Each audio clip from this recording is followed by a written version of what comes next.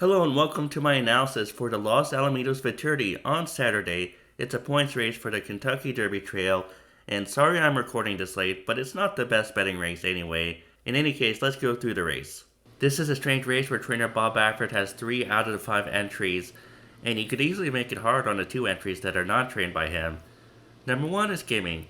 Gaming is trained by Bob Baffert, and we know he was second in the Breeders' Cup Juvenile. Let's take a look at the race. Now, I'm not going to be too hard on Gaming for not getting to the lead.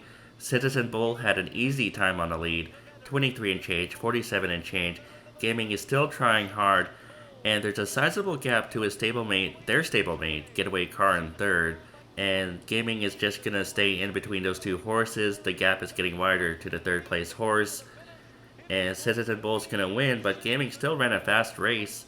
There was nothing wrong with the effort at all. Now, when a good speed horse trained by Bob Baffert is alone on the lead, it's hard to catch him, and Gaming did well enough, and he deserves to be the favorite in this race.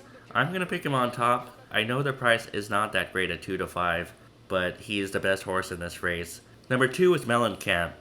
I don't know why Baffert wants him in this race. He's a maiden, and he lost his last start by 6 lengths. Now, he shares the same ownership as Getaway Cars, so maybe this horse is in here to help Getaway Car.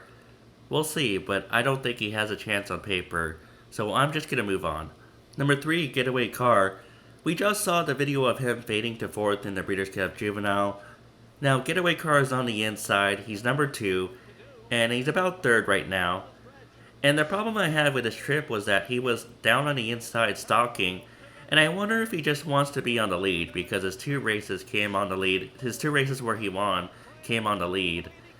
And Getaway Car's going to tip outside, but then he's just going to fade in the stretch. I'm not completely convinced that he can't get the distance just yet.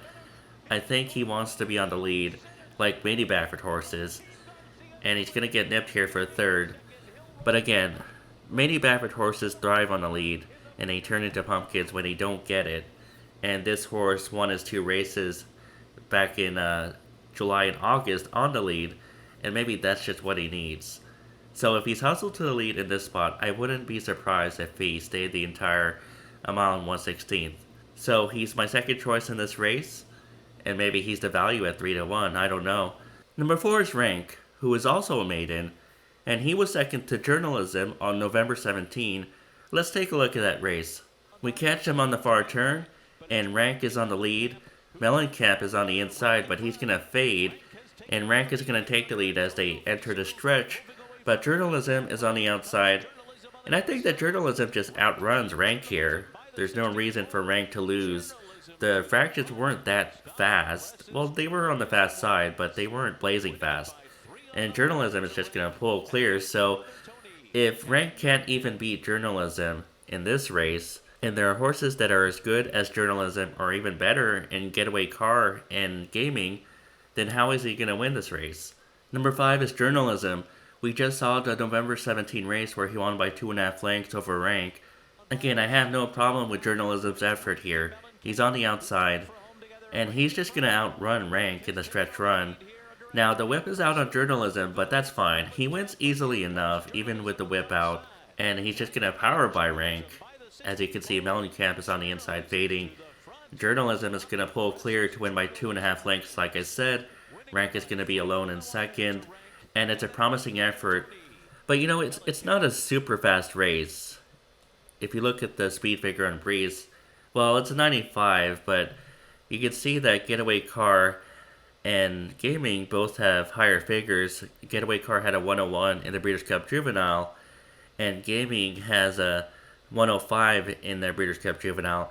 And in any case, Gaming and Getaway Car have that experience in a big race, while Journalism has only experience in maiden races. And I always prefer experience when it comes to graded stakes races, unless there's enough value to justify taking the horse with no experience. Is 6 to 1 enough value to justify taking this horse? I'm on the fence. I think he's better as a horse you put underneath in second, but I understand the justification for using him on top.